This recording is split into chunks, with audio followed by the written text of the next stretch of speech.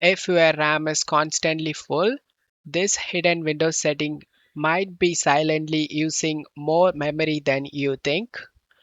First step, go to search menu and type services. Click on open it.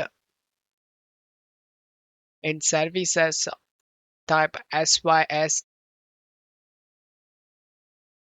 You'll see this SYS main. Just double click.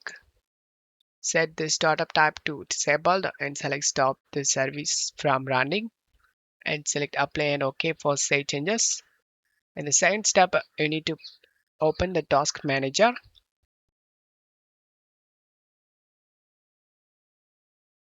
Go to startup tab and disable unnecessary programs, especially third-party programs. Just right click and select disable. Don't disable the Windows programs like antivirus, audio devices. Once you're done, just close stuff here. The third step, go to search menu and type core isolation. Click on open it. Turn off this memory integrity. Once you're done, close stuff here.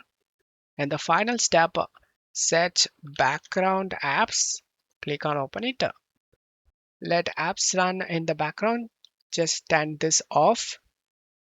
Try this setting, check your RAM usage, and let me know in the comments if it made a difference on your PC.